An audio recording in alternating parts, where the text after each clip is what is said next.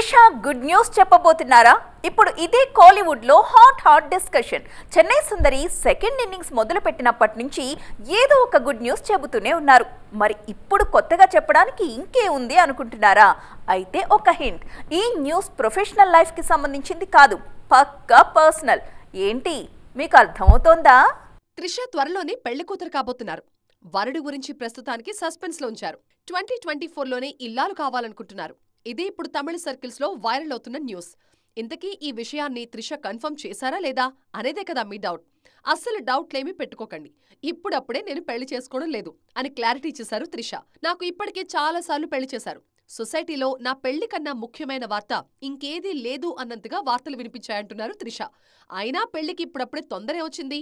నేనిప్పుడు చాలా హ్యాపీగా ఉన్నాను. ఇలా ఉండడం వల్ల ఎవరికే నష్టం? నన్నిలా ఉండనివ్వండి అంటున్నారు ఈ చెన్నై సోయగం.